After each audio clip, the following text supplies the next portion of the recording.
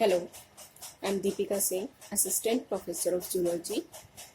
आज का जो हमारा टॉपिक है बेसिक पार्ट फर्स्ट के पेपर फर्स्ट का जनरल प्रिंसिपल्स ऑफ टेक्सोनॉमी के अंदर का एक टॉपिक कंसेप्ट ऑफ स्पीशीज़। इसके अंतर्गत हम देखेंगे कि स्पीशीज़ को किस प्रकार से टेक्सोनॉमिस्ट ने अलग अलग तरीके से डिफाइन करने की कोशिश की है, प्रयास किया है। तो जैसा कि हम जानते हैं, स्पीशीज़ जो टर्म है सबसे पहले जॉन रे ने इंट्रोड्यूस की थी। स्पीशीज़ बेसिक यूनिट है क्लासिफिकेशन का। लीनियर हायरार्की में आप अगर देखेंगे तो सबसे बेसिक यूनिट जो होता है क्लासिफिकेशन का वो स्पीशीज़ है। तो ये एक टेक्सोनॉमिक रैंक है या कैटेगरी है जिसमें हम ऑर्गेनिज्म को प्लेस करते हैं। सबसे बेसिक यूनिट है स्पीशीज़। तो स्पीशीज़ को डिफाइन करने के अलग अलग तरीके हैं। आप ये कह सकते हैं कि अगर एक समूह है जीवों का, वो आपस में मॉर्फोलॉजी में अपनी आकारकी में समान है तो वो एक स्पीशीज़ को बिलोंग करते हैं।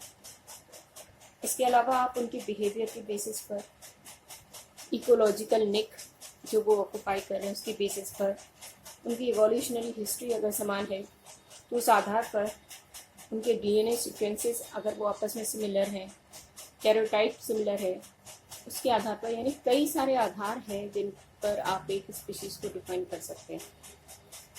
तो सबसे पहले तो जानने की ज़रूरत है कि सब शुरुआत में जब अरस्तु से लेके लीनियस ने क्लासिफिकेशन किया, वर्गीकरण किया, तो उनके लिए स्पीशीज़ एक फिक्स्ड एंटिटी थी, एक कांस्टेंट एंटिटी थी जिसमें कोई चेंज संभव नहीं था। लेकिन इवोल्यूशन के कंसेप्ट के बाद ये जाना गया कि स्पीशीज़ कभी भी फिक्स नहीं होती, उसमें हमेशा चेंजेस या बदलाव जो है वो आते रहते हैं, क्योंकि इवोल्यूशन एक सतत प्रक्रिया है। इस वजह से स्पीशीज़ जो है कंटिन्यूअली चेंज होती रहती है। तो 18वीं शताब्दी तक अरस्तु से लेकर लीनियस तक स्पीशीज़ को फिक्स्ड माना गया। लेकिन 19th सेंचुरी में डार्विन की इवोल्यूशन थ्योरी के बाद जब डार्विन ने ये बताया कि स्पीशीज़ नेचुरल सिलेक्शन से किस प्रकार से उत्पन्न होती है, तो ये जाना गया कि स्पीशीज़ जो है वो फिक्स नहीं है, वो चेंज होती रहती है। लीनियस ने शुरुआत में स्पीशीज़ को केवल उन कैरेक्टर्स के आधार पर डिफाइन किया जो उन्होंने देखे, यानी जैसा एक जीव जो लक्षण दिखा रहा था, अगर दूसरा जीव भी वैसे ही लक्षण दिखाता है जिन्हें आप आसानी से नोट कर सकते हैं, आसानी से ऑब्जर्व कर सकते हैं, ऐसे लक्षण, तो उन्होंने ये माना कि वो दोनों जीव एक ही स्पीशीज़ के हैं। बाद में मायर ने बायोलॉजिकल स्पीशीज़ का कंसेप्ट दिया जो कि इंटरब्रीडिंग को, यानी संकरण को आधार बनाता है स्पीशीज़ को डिफाइन करने का। लेकिन ये इंटरब्रीडिंग, ये चेक करना कि दो जीव आपस में इंटरब्रीडिंग कर रहे हैं यानी ये बहुत ही हार्ड हो जाता है या इम्पॉसिबल हो जाता है फील्ड में टेस्ट करना। तो इसी प्रकार कई सारे टेक्सोनॉमिस्ट ने और भी कंसेप्ट दिए स्पीशीज़ को डिफाइन करने की कोशिश की। तो मेडेन के अनुसार करीब 24 कंसेप्ट हैं स्पीशीज़ को डिफाइन करते हैं, जो जॉन विल्किंस ने काउंट किए हैं 26 कंसेप्ट्स और उनको 7 बेसिक काइंड्स में ग्रुप किया, यानी आप 7 तरीके से स्पीशीज़ को डिफाइन कर सकते हैं। पहला जो बेसिक था वो था एगेमो स्पीशीज़, यानी ऐसे ऑर्गेनिजम्स जो कि एसेक्सुअल रिप्रोडक्शन कर रहे हैं, अलैंगिक प्रजनन कर रहे हैं, उनको एगेमो स्पीशीज़ में लाया जाता है। दूसरा है बायो स्पीशीज़ यानी लैंगिक जनन करने वाले जीव जो कि एक दूसरे से रिप्रोडक्टिवली आइसोलेटेड होते हैं, यानी आपस में वो इंटरब्रीडिंग नहीं करते। तीसरा इको स्पीशीज़, अगर हम इकोलॉजिकल निक्स के बेसिस पर डिफाइन करें, पारिस्थितिकीय निके के आधार पर कि वो कौन सा निक ऑक्यूपाई कर रहे हैं, तो वो इको स्पीशीज़ कहलाते हैं। फिर है चौथा इवोल्यूशनरी स्पीशीज़ जो कि लीनियर्स के बेसिस पर है।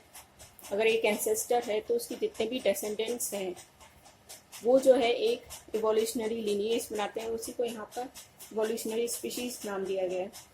पांचवा है जेनेटिक स्पीशीज़, अगर दो जीव आपस में अपना जीन पूल शेयर कर रहे हैं तो वो जेनेटिक स्पीशीज़ कहलाती है। मॉर्फो स्पीशीज जो कि फॉर्म या फिनोटाइप यानी जो हमें बाहरी लक्षण दिख रहे हैं उनके आधार पर मॉर्फो स्पीशीज को डिफाइन किया जा रहा है। टेक्सोनोमिक स्पीशीज जो टेक्सोनोमिस्ट अपनी सुविधा के अनुसार जिसे डिफाइन करें। तो इन सब कंसेप्ट के अलावा हम इन्हें जो है 4 बेसिक कंसेप्ट ले सकते हैं स्पीशीज को डिफाइन करने के। तो उसमें पहला है टिपोलॉजिकल और मॉर्फोलॉजिकल या असेंशियलिस्टिक स्पीशीज कंसेप्ट। ये जो कंसेप्ट है ये शुरुआती दौर का कंसेप्ट है। अरस्तू से लेकर लीनियस ने जो क्लासिकल मेथड यूज़ किया स्पीशीज को डिटरमाइन करने का, वो किसी मॉर्फोलॉजी पर बेस था। यानी एक जीव जो उसके बाहर के जो लक्षण है, आकार की एक लक्षण, चाहे उसका कलर हो, शेप, साइज हो, ऑर्गन्स की बाहर से, तो वो जो दिखने वाले लक्षण है जिन्हें आसानी से ऑब्जर्व किया जा सकता है, उसके आधार पर उन्हें स्पीशीज में क्लासिफाई किया गया। अगर दो जीव समान रूप से दिख रहे हैं, समान लक्षण दिखा रहे हैं, तो वो एक ही स्पीशीज बनाएंगे और उस स्पीशीज को मॉर्फो स्पीशीज कहा गया। तो यहाँ पर हर एक स्पीशीज का एक पर्टिकुलर टाइप होता है और बाकी जितने भी इंडिविजुअल्स या ऑर्गेनिजम्स स्पीशीज में आ रहे हैं वो उस टाइप से कंफर्म करते हैं, यानी उस टाइप के बिल्कुल समान होते हैं। तो इसलिए इसे टिपोलॉजिकल कंसेप्ट भी कहा जाता है। अब क्या है कि इसके साथ में कई सारे ड्रॉबैक्स हैं, डिफिकल्टीज हो जाती हैं। फॉर एग्जांपल के लिए कभी कभी हमें दो जीव जो एक ही स्पीशीज के हो उनका फिनोटाइप जो है डिफरेंट होता है, यानी आपस में कुछ असमानता रख सकते हैं, लेकिन इसका मतलब ये कतई नहीं है कि वो अलग स्पीशीज बना लेंगे।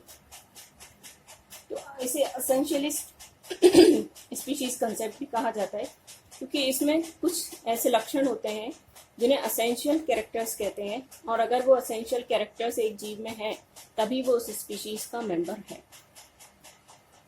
तो इसकी ड्रॉबैक्स में जैसे मान लीजिए अगर किसी स्पीशीज में सेक्सुअल डाइमॉर्फिज्म पाया जाता है, जैसे कि पीकॉक है जिसमें पी हैन और पीकॉक में जो है डिफरेंसेस पाए जा रहे हैं, अलग अलग नर और मादा में डिफरेंसेस हैं, तो इसका मतलब ये कतई नहीं है कि वो अलग अलग स्पीशीज बना लेंगे, लेकिन इसके आधार पर वो अलग अलग स्पीशीज हो सकते हैं।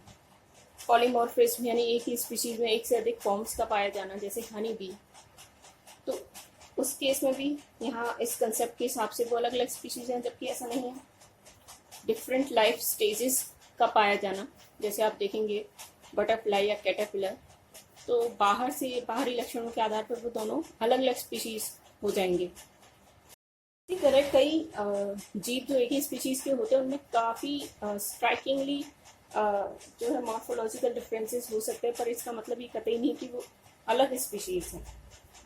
इसी तरह सिबलिंग स्पीशीज होती हैं जो कि देखने में बिल्कुल समान होती हैं, लेकिन वो असल में अलग अलग स्पीशीज हैं। और जब इस कंसेप्ट के आधार पर देखा जाए तो ह्यूमन ने क्रिएट किया है, उसका मेंटल कंसेप्ट है, तो नेचर है और स्पीशीज का कोई एक्चुअल एग्जिस्टेंस नहीं है।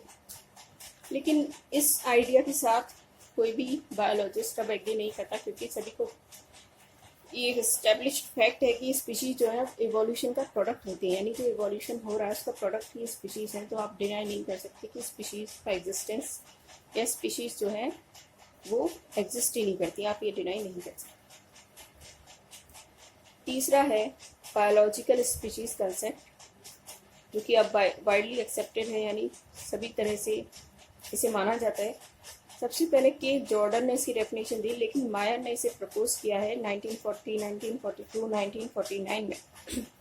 और according to Mayar biological species एक ग्रुप है, इंटरब्रीडिंग नेचुरल पॉपुलेशन है, जो कि दूसरे ऐसे ग्रुप से रिप्रोडक्टिवली आइसोलेटेड रहती, यानी एक समूह जीवों का जो आपस में अंतः प्रजनन करते हैं, लेकिन दूसरे ऐसे किसी भी समूह से रिप्रोडक्टिवली आइसोलेटेड रहते हैं, यानी उसके साथ वो संकरण या अंतः जनन नहीं करेंगे, अपने ही ग्रुप के अंदर वो जो है अपना जीन पूल शेयर कर रहे हैं। तो यहाँ स्पीशीज की 3 बेसिक प्रॉपर्टीज हैं, उसके आधार पर जीवों के समूह को स्पीशीज माना जा सकता है। वो एक रिप्रोडक्टिव कम्युनिटी बना रहे हैं, यानी एक ऐसी कम्युनिटी जिसमें जो प्रजनन है वो एक दूसरे के साथ ही होगा और दूसरे उस ग्रुप से बाहर जो है वो प्रजनन नहीं होगा। एक इकोलॉजिकल यूनिट बना रहे हैं, यानी अपने एनवायरनमेंट में वो एक इकोलॉजिकल यूनिट की तरह बिहेव करते हैं। दूसरे ऐसे यूनिट्स के साथ।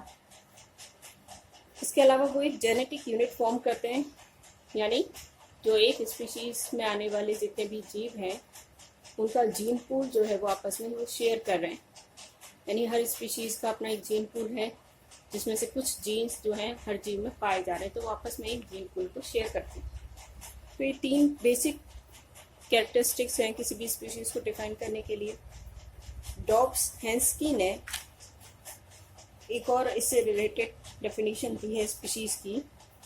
यह स्पीशीज इज अ सिंगल और more Mendelian populations between which the gene exchange is limited और prevented by reproductive isolating mechanisms. यानी स्पीशीज में एक या एक से अधिक मेंडेलियन पॉपुलेशंस पाई जाती हैं। मेंडेलियन पॉपुलेशन से मतलब ऐसी पॉपुलेशन जिनमें जो जीव हैं वो आपस में अंतर प्रजनन करते हैं और जो दूसरे ऐसे ग्रुप से अपना जीन एक्सचेंज जो है यानी अपना जीन पूल जो है वो शेयर नहीं करती है, क्योंकि उनके बीच में रिप्रोडक्टिव आइसोलेटिंग मैकेनिज्म्स ऑपरेट कर रहे हैं, जिनके कारण उनका रिप्रोडक्शन जो है आपस में क्रॉस रिप्रोडक्शन नहीं हो पाएगा। इस कंसेप्ट में भी कुछ ड्रॉबैक्स हैं, क्योंकि ये कंसेप्ट जो है अलैंगिक प्रजनन करने वाले जीवों पर लागू नहीं होता। इसके अलावा कई बार इंटरब्रीडिंग देखी जाती है स्पीशीज के मध्य, हालांकि जो हाइब्रिड प्रोड्यूस होता है वो जनरली स्टेराइल होते हैं या वायबल नहीं होते। तो ये इस कंसेप्ट की कुछ ड्रॉबैक्स हैं, लेकिन फिर भी ये कंसेप्ट सबसे ज़्यादा वाइडली पॉपुलर एक्सेप्टेड कंसेप्ट है स्पीशीज़ का। चौथा ही कंसेप्ट है एवोल्यूशनरी स्पीशीज़ कंसेप्ट। सिम्पसन ने 1961 में स्पीशीज़ को एवोल्यूशन के आधार पर डिफाइन किया। उनकी डेफिनेशन थी a species is an evolutionary lineage evolving separately from others and with its own unitary evolutionary role and tendencies। तो उनके हिसाब से एक स्पीशीज एक इवोल्यूशनरी लीनिएज है। इवोल्यूशनरी लीनिएज का अर्थ है एक एंसेस्टर, एक पूर्वज, और उससे जितनी भी आगे संततियाँ प्राप्त हो रही हैं, उससे जितनी भी पॉपुलेशंस जो है वो डेसेंड हो रही हैं, वो उसमें इंक्लूड की जाती हैं लीनिएज में। तो स्पीशीज एक इवोल्यूशनरी लीनिएज है, यानी उसकी अपनी एक इवोल्यूशनरी हिस्ट्री है, अपना एक इवोल्यूशनरी रोल है, और उसकी अपनी एक टेंडेंसी रही है कि वो कौन से विकास के खुद विकास के पथ को फॉलो करेगी। तो इसके आधार पर और बाकी ऐसे किसी भी लीनिएज से वो सेपरेट होती है। तो इवोल्यूशनरी लीनिएज को ही स्पीशीज यहाँ पे डिफाइन किया गया। तो ये सिम्पसन की डेफिनेशन है। और फिर ये जो कंसेप्ट है वो एसेक्सुअल ऑर्गेनिजम्स पर भी लागू हो जाता है जो कि अलैंगिक प्रजनन कर रहे हैं। तो ये इवोल्यूशन के आधार पर भी सिम्पसन ने ये कंसेप्ट दिया है। तो ये 4 तरह के कंसेप्ट हैं जो कि स्पीशीज को डिफाइन करते हैं। तो कई सारे तरीके हैं स्पीशीज को डिफाइन करने के, और कोई भी कंसेप्ट जो टैक्सोनॉमिस्ट को सूट करता है वो उनमें से कोई भी कंसेप्ट जो है वो फॉलो कर सकते हैं।